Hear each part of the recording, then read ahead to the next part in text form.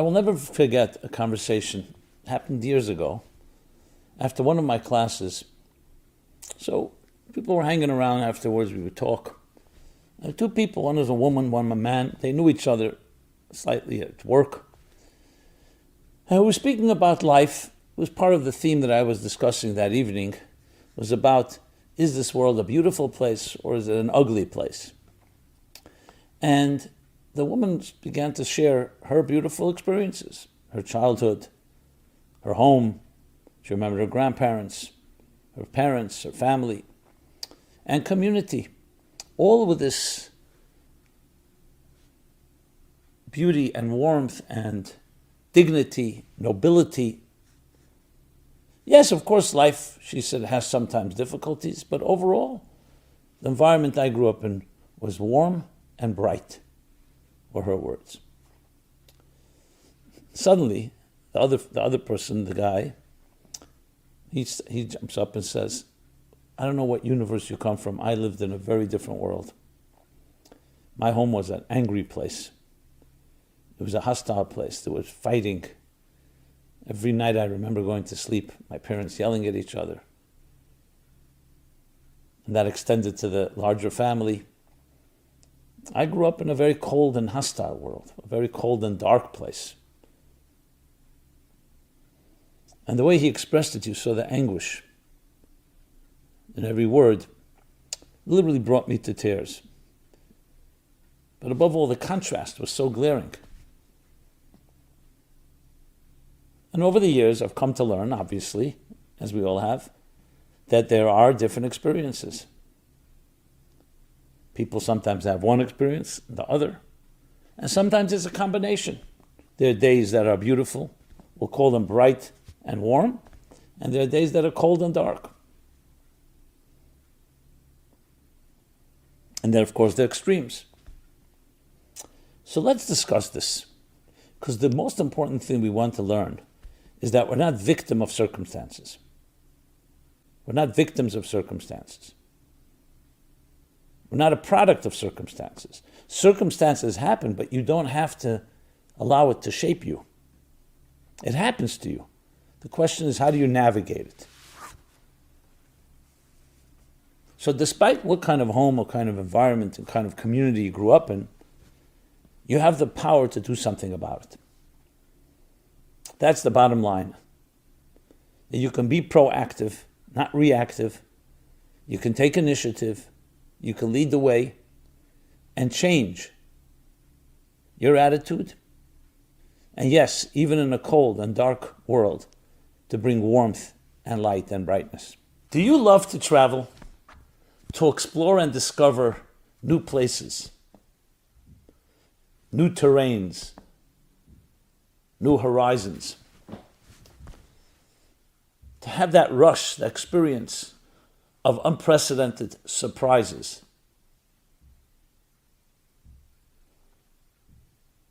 If you love to travel, please join me on the ultimate journey, a journey within yourself. Come, let us together join and travel the 60-day journey, a spiritual guide to the high holidays. Discover new dimensions of yourself, new resources. Experience reinvigoration, revitalization. Even if some things in life may not have worked out, find a new way, a new approach, a refreshing new attitude. Please join me on the 60-day journey, a journey of love, betrayal, and reconciliation, a journey of love, loss, and renewal, both to yourself and to those around you. But let's look at this a little closer now. Why is it that we often feel that we are victim of circumstances?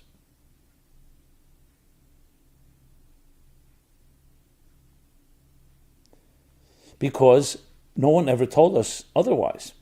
So when something happens to you, very often you'll blame yourself. Maybe I should have done something different. Maybe I deserved it. Maybe it's a punishment.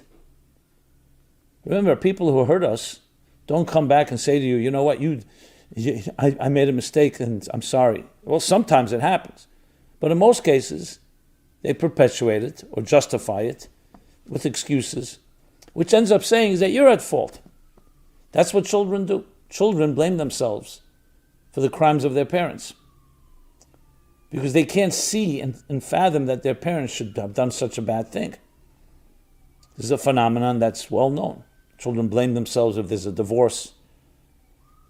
Now you think logically, rationally, what did you do? What the children didn't cause the divorce. But you look at your parents with a certain idealism, heroes, and when you suddenly see something that doesn't fit that model, the first instinct is not to blame the parents, it's to blame yourself. But let's not over digress. It's important to understand why we think that way. But the fact is exact opposite. You're never a victim. And that comes back to looking at ourselves and who we are. So let me share a story. I heard this from a rabbi that lived many years in Nashville, Tennessee. I believe he moved there in the late 40s, and he built a Jewish community. I heard the story from him. When he was a young man in New York, in the mid-40s, so he was the student in the yeshiva. The previous Lubavitcher Chabad Rebbe called him in once and said, I want to send you on a mission, on a shlichut, to represent me. I think it was somewhere in the Midwest, not a long-term thing, for a while, a week or two, to reach out to Jews, reach out to people, communicate, inspire, educate. He never did this before, so he had a certain tentativeness. Didn't feel he had the confidence to do it. The Rebbe sensed that there was this hesitation, and this is the way he told it to me. He says the Rebbe then was after a stroke. He had suffered a stroke a little while earlier, a few years earlier, which had affected his speech. So though he could speak, but not everybody can fully understand it, so there was always a secretary in the room to help interpret, if need be. And also the Rebbe used his hands very demonstratively to help communicate his point. So the Rebbe looked at me, he said, with his very empathetic eyes,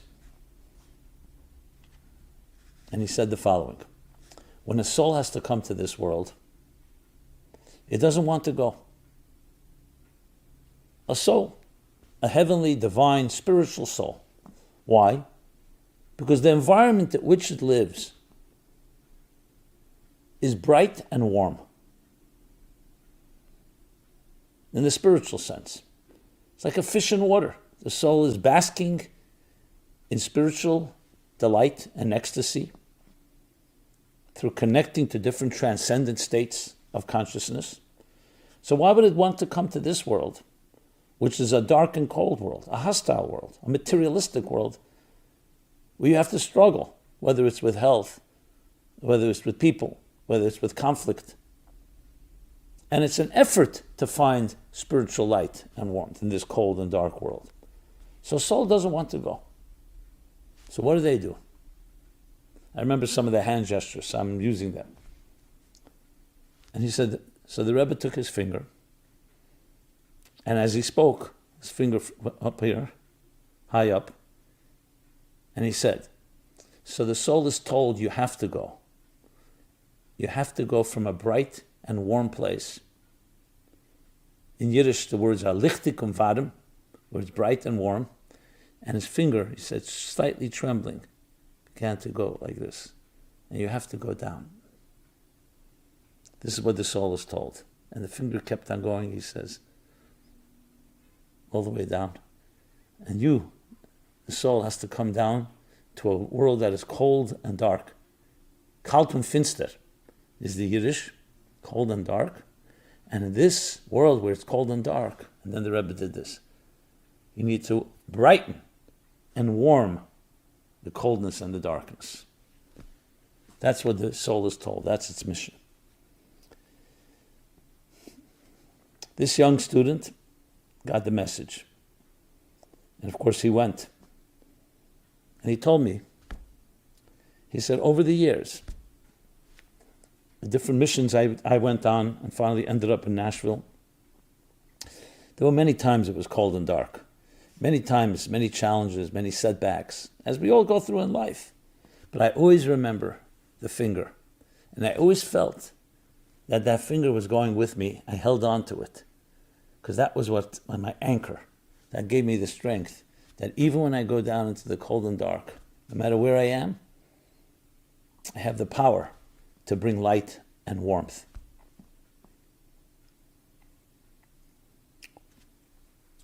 Powerful story. Let's explain it a bit more.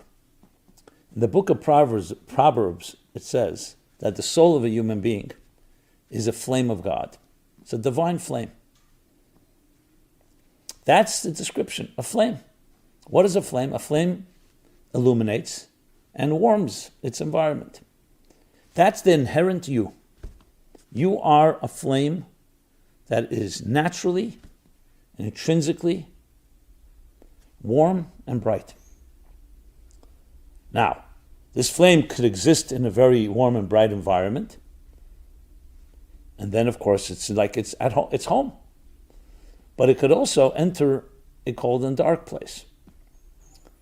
And it has the power, because that's its nature, to warm and illuminate the environment. Like we see, go into a dark, cold room, and you bring a flame in there, automatically, without any effort. The flame doesn't have to invest, does not need to battle. There's no conflict, there's no resistance. Automatically, a little light dispels darkness. A little warmth makes it a bit warmer. Now, obviously, if it's a very dark and cold room and a large one, you need more flame. You need more light. You need more warmth.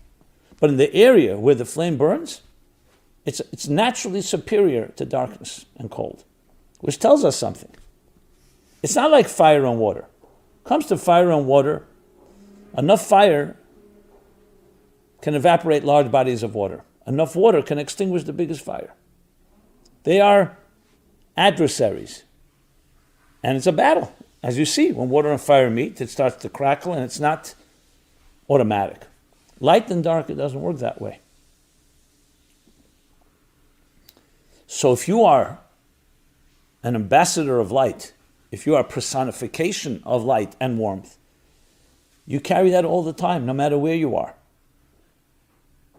That is not the language of a victim. That means you have all the power you need to illuminate and to warm your environment, of course yourself as well. However, one, we need to know this. Two, we need the strength and courage to access that fire within you. If not, the environment can in turn on you.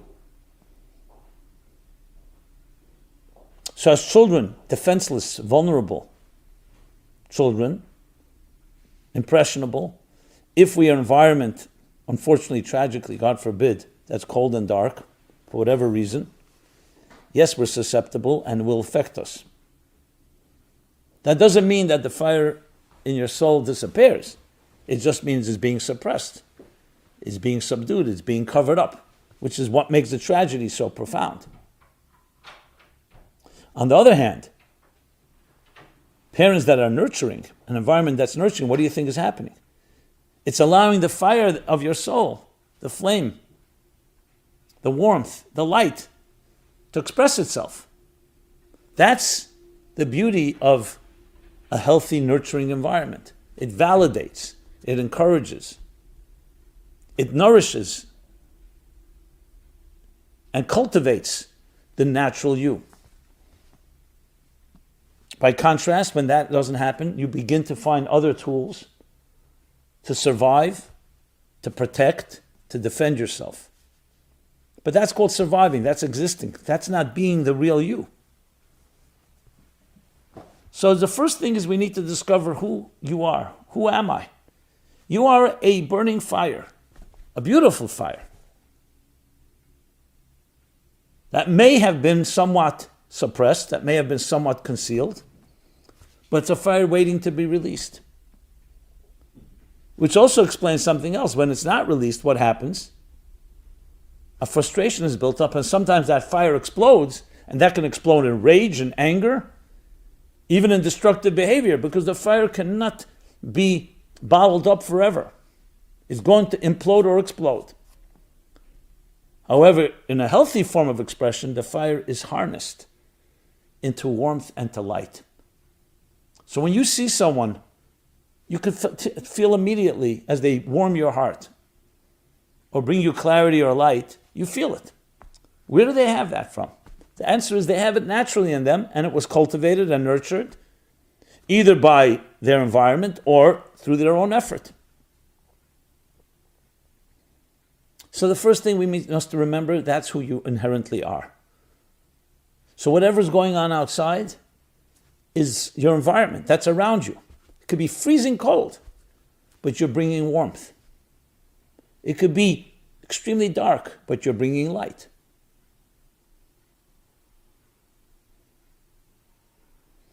We all know the power of that one line from Shakespeare, the title of one of his plays, A Midsummer Night's Dream. A Midsummer Night's Dream. It evokes all those midsummer dreams, idealism, romance. So I was thinking, there's the other extreme. A midwinter's day's cold. We all know what that feels like. Chilled, looking for some respite. And our response to that is, we have the warmth and the light within you to warm and illuminate even a midwinter's chill. Maybe a morning chill, even more than an afternoon.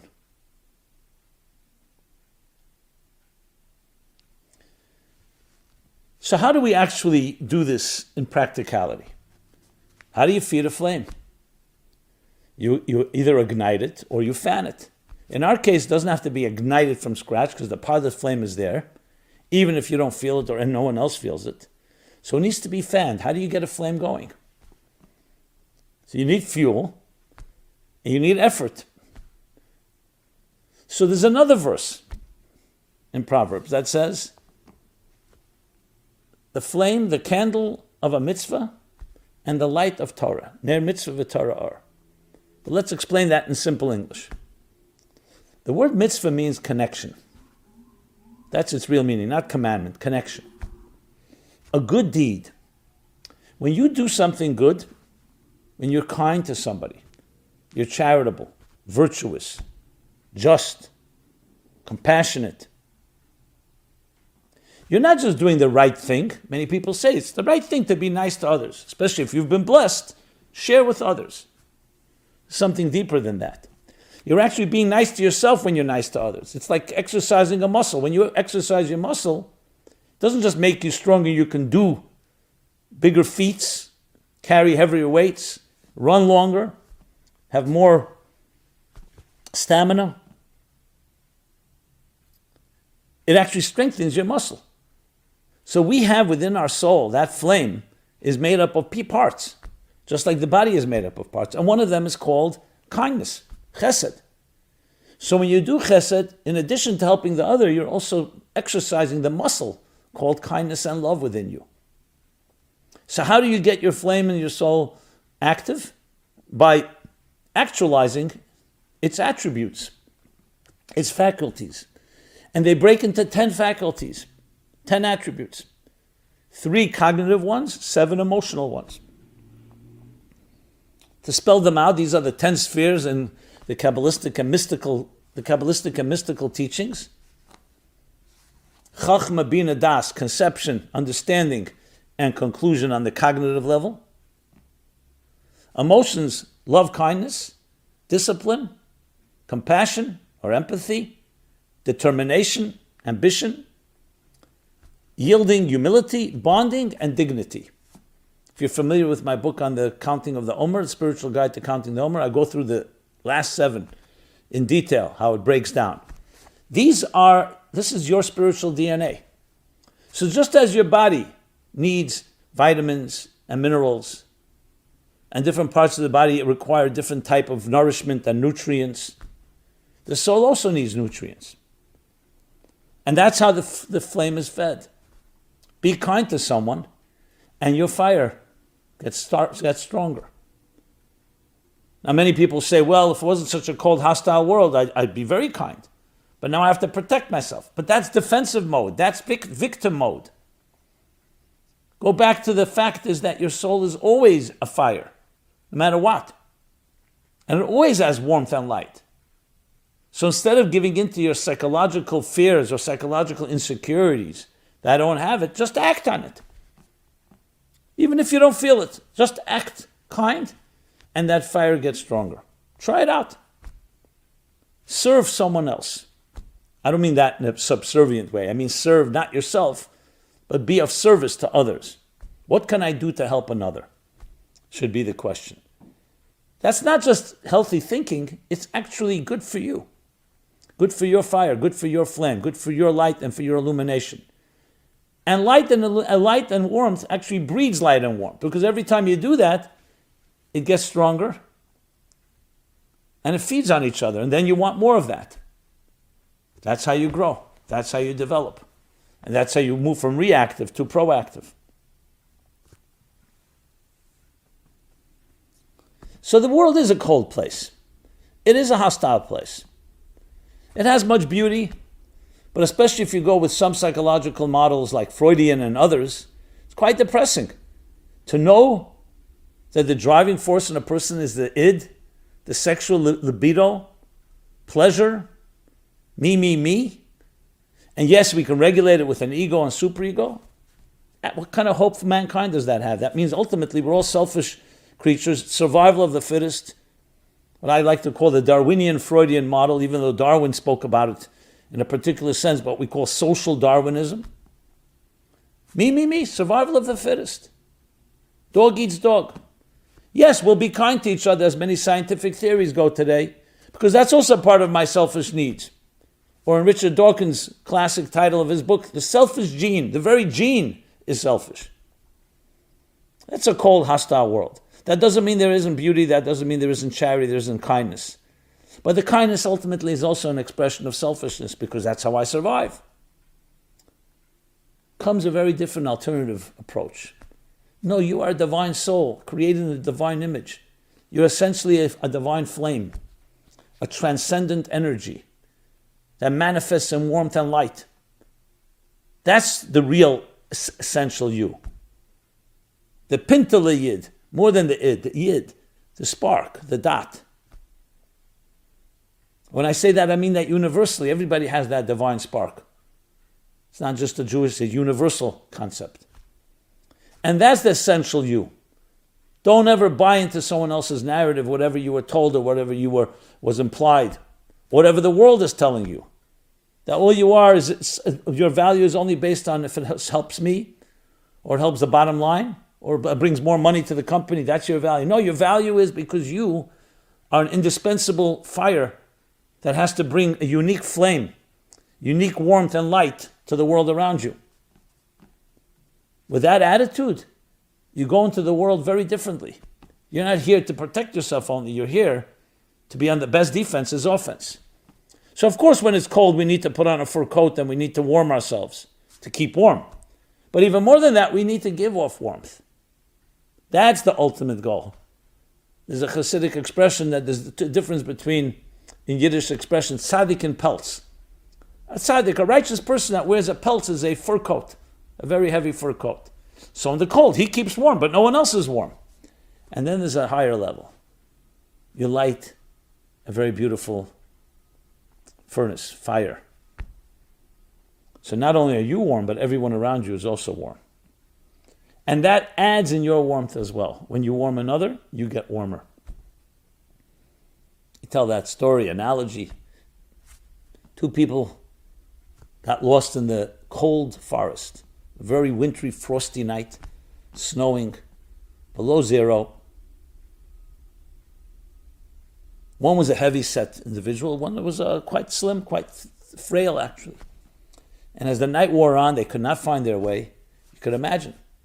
So the person who was just bones, barely, began to pass out. The one with the more, I don't call it blubber, more, let's call it fat, was able to withstand it a little longer. But as he saw his friend pass out, He got down on his hands and knees and began to massage him to get his circulation going. Shouldn't go into a frostbite and, God forbid. But the night wore on and it continued to get colder and he didn't have strength any longer and he almost also passed out. And miraculously, someone came by, a wagon, and picked them both up, brought them to a local inn where they warmed up by the fire and they both survived. So the frail man came to the heavyset man, his partner, and said to him, I need to thank you. You could have easily just left me alone there, freezing in the cold, and just went off on your own. But you made the effort to keep my blood going, and that saved my life. And the heavier set man said to him, no, I have to thank you. Because had I not exerted myself, I too would have passed out earlier. Because he had to work hard. And as he worked hard, he had to get his circulation going. Fascinating. Helping another helps yourself. I'm not suggesting that it should be done for that reason, as I just spoke about the selfish gene. But it's important to know because that's who you are. You're essentially an entity of light and warmth. And you become healthier when you give off light and warmth. That's why you see people how frustrated they get when they don't feel they're accomplishing something, when they don't feel they're illuminating, when they feel they're not contributing. One of the first things I tell anyone who comes to me with any issues in life, no matter what it is, if they're capable, unless it's impossible, then they need other type of intervention. I say, do one thing a day where when you go to sleep, you say, I'm proud of what I did today. Because very often, negative feelings about yourself feed into the negative, and you end up not accomplishing anything. So it becomes a vicious cycle of a self-fulfilled doomsday prophecy that I'm not capable. And then that just continues to perpetuate. Do one thing at least a day and say, today I did something, I helped someone, I volunteered, I helped a needy child, I spoke to someone, I sent a beautiful message to someone who needed a little warmth or light. And then you go to sleep with that feeling. That alone builds up confidence, and you'll do it twice as much the next day. So it's not always getting into the right mood. It's sometimes doing what's right, and that will get you into the right mood.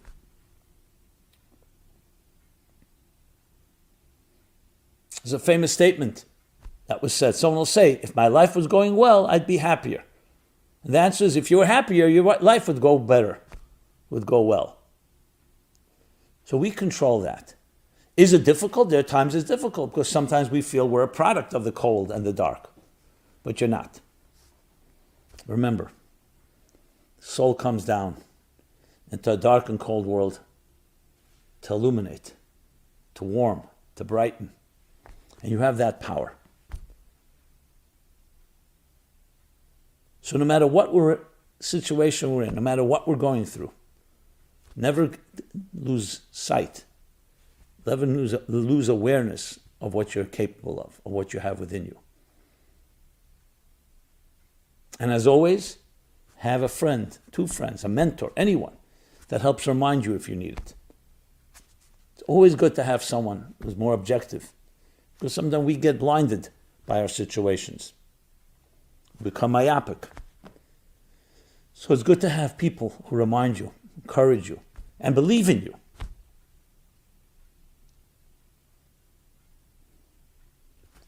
And that's how we warm, how you warm your soul in a cold world, and how you warm others. And if each of us does that, accumulatively, all these flames come together. And what happens when flames come together? It becomes a great bright flame that overpowers naturally and dispels all the darkness. And we firmly believe that if each of us does that, we will accumulatively and collectively create that synergy, that harmony, that will indeed transform this world and bring personal and global redemption. This has been Simon Jacobson. I thank you for listening. I'd love to hear your feedback, thoughts, comments, suggestions. And of course, please share. If you felt this brought some light and warmth to you, share the light and the warmth. That's what we're here for. Share your light and warmth. Hopefully this resonates. And that's what our mission is at the Meaningful Life Center. Myself and my entire wonderful team, completely committed to do whatever we can to bring our light and warmth, to ignite or to fan the flames of your light and warmth, and empower you with all the tools and resources you need to warm and brighten your environment, yourself, your family, your community. So join us. Check it out at meaningfullife.com. Check out our programs. We have a whole slew of a wide array of different topics that cover different issues. And again, we'd love to hear your feedback. There's nothing like the synergy of a back and forth. Thank you again. Be well, be blessed. Illuminate and warm everyone and everything you come in contact with. This program is brought to you by the Meaningful Life Center. Please help us continue our programs. Make even a small contribution at meaningfullife.com/donate.